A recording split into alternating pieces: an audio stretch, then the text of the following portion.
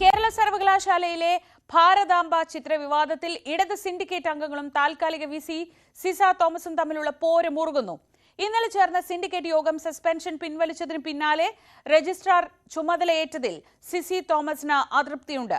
Suspension പിൻവലിച്ച സാഹചര്യത്തിൽ ഹൈക്കോടതിയിൽ നൽകിയ ഹർജി രജിസ്ട്രാർ പിൻവലിക്കും. താൽക്കാലിക വിസിക്കെതിരായ SFI പ്രതിഷേധം ഇന്ന് തുടരും. വിവരങ്ങളുമായി തിരുവനന്തപുരത്ത് നിന്ന് സാരംഗ് സുധാകരനും കൊച്ചിയിൽ നിന്ന് ഡാനി പോളും ചേരുന്നു. സാരംഗ്, ഇന്നലെ നാടകീയമായ സംഭവവികാസങ്ങൾക്കാണ് യൂണിവേഴ്സിറ്റി സിൻഡിക്കേറ്റ് യോഗം സാക്ഷ്യം വഹിച്ചത്. സിൻഡിക്കേറ്റ് അംഗങ്ങൾ ഒന്നിച്ചു നിന്നു. VCയുടെ എതിർപ്പ് അവഗണിച്ചുകൊണ്ട് തന്നെ അവർ ഈ സസ്പെൻഷൻ റദ്ദാക്കിയ നടപടി പ്രഖ്യാപിക്കുകയുമായിരുന്നു. പക്ഷേ ഈ പോര് ഇനിയും തുടരുമെന്ന് തന്നെയാണോ നമുക്ക് മനസ്സിലാവുന്നത്? ഇന്ന് കോടതി ഈ വിഷയം പരിഗണിക്കുന്നുണ്ട്. ഇവിടെ തിരുവനന്തപുരത്ത് എന്തൊക്കെയാണ് നമ്മൾ പ്രതീക്ഷിക്കുന്നത്?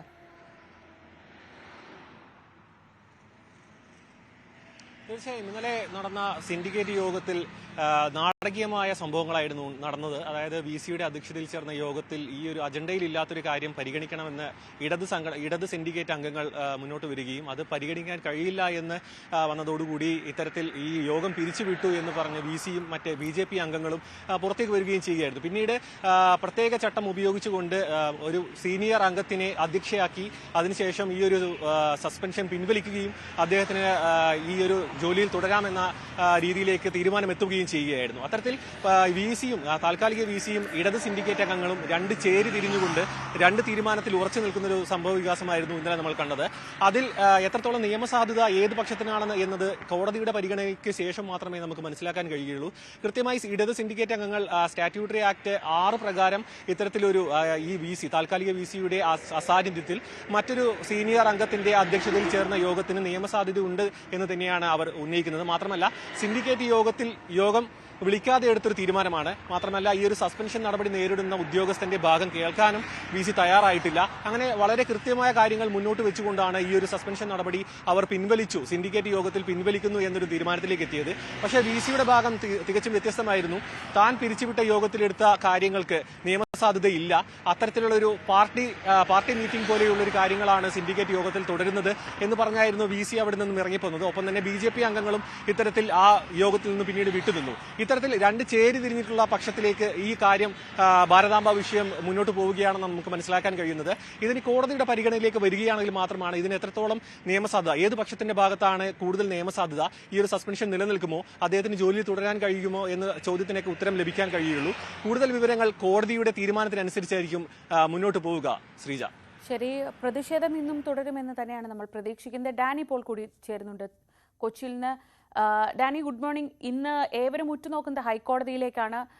രണ്ട് പ്രധാനപ്പെട്ട സംഭവങ്ങളിൽ ഒന്ന് ഈ കേരള സർവകലാശാലയിലെ രജിസ്ട്രാറുടെ സസ്പെൻഷനുമായി ബന്ധപ്പെട്ട തർക്കമാണ്. രജിസ്ട്രാർ ഈ ഹർജി പിൻവലിക്കാൻ ആലോചിക്കുമ്പോഴും കഴിഞ്ഞ തവണ കേസ് പരിഗണിച്ചപ്പോഴുണ്ടായ പരാമർശങ്ങൾ അവിടെ തന്നെ നിലനിൽക്കുന്നുണ്ട്.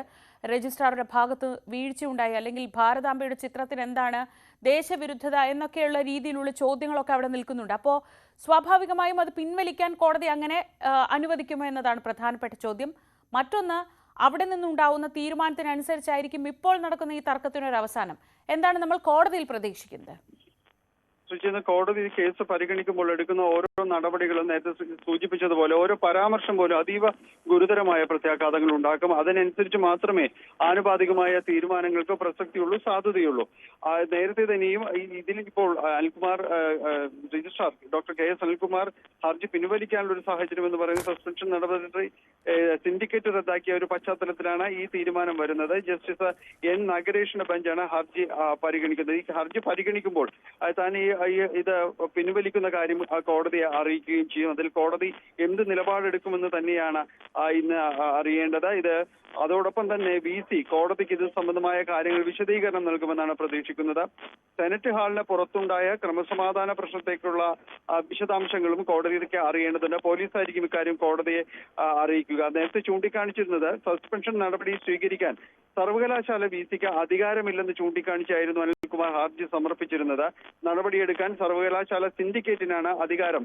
സാങ്കേതികപരമായി സിൻഡിക്കേറ്റിനാണ് അധികാരം. അതുകൊണ്ട് തന്നെ ഈ നടപടി നിലനിൽക്കുന്നതല്ല എന്ന് അദ്ദേഹം പറഞ്ഞിരുന്നു. ഇപ്പോൾ ഈ ഹർജി പരിഗണിക്കവേ നടപടി സ്റ്റേ ചെയ്യാനും ഹൈക്കോടതി ആ ഘട്ടത്തിൽ വിസമ്മതിച്ചിരുന്നതാണ്. ഈ ഗവർണർ പങ്കെടുക്കുന്ന പരിപാടി എങ്ങനെയാണ് കൈകാര്യം ചെയ്യേണ്ടത് ഇനി ആയിരുന്നില്ല എന്ന് കോടതി രജിസ്ട്രാറെ വിമർശിക്കുകയും എല്ലാം തന്നെ ഈ ഘട്ടത്തിൽ ചെയ്തതാണ്. എന്തായാലും കോടതി നടപടികൾ നിർണായകമാണ്. കോടതി അത് ഏത് രീതിയിൽ പരിഗണിക്കുന്നതാണ്. പ്രത്യേകിച്ച് രൂക്ഷമായ വിമർശനങ്ങൾ കോടതിയുടെ ഭാഗത്തു നിന്ന് ഇക്കാര്യങ്ങളിലെല്ലാം തന്നെ ഉണ്ടായിരുന്നു. അതുകൊണ്ട് തന്നെയാണ് ഇതെല്ലാം തന്നെ വിഷയമാകുന്നത്. ഏതായാലും ആ നടപടി എന്താണ് കോടതി സ്വീകരിക്കുക എന്നത് വളരെ പ്രധാനപ്പെട്ടത് തന്നെയാണ്. ശ്രീജ, തീർച്ചയായും കഴിഞ്ഞ ദിവസം ഉണ്ടായ പരാമർശങ്ങളാണ് ഏറ്റവും നിർണായകമായ കാര്യമായി മാറുന്നത്. VC-ക്ക് സസ്പെൻഡ് ചെയ്യാൻ അധികാരമുണ്ട് എന്ന നിലപാടാണ് അന്ന് കോടതി സ്വീകരിച്ചത്. രണ്ടാമത്തെ കാര്യം, ഈ വിഷയത്തിൽ രജിസ്ട്രാർക്ക് വലിയ വിമർശനം ഏറ്റുവാങ്ങേണ്ടി വന്നിരുന്നു. പ്രത്യേകിച്ച് ആ പരിപാടിയിൽ എന്തായിരുന്നു സംസ്ഥാനത്തെ ക്രമസമാധാന നിലയെ ബാധിക്കുന്ന തരത്തിൽ എന്തായിരുന്നു ഭാരതാംബയുടെ ചിത്രത്തിലുണ്ടായ പ്രശ്നം എന്നതടക്കമുള്ള ജസ്റ്റിസ് നഗരേഷിന്റെ പരാമർശങ്ങൾ അവിടെ നിൽക്കുമ്പോഴാണ് ഇന്ന് ഈ ഹർജി പിൻവലിക്കാനായി വീണ്ടും KS അനിൽകുമാർ കോടതിയിലേക്ക് എത്തുന്നത്. അത് പരിഗണിക്കുമ്പോൾ എന്തുണ്ടാകും എന്നതുകൂടി അറിയേണ്ടതാണ്.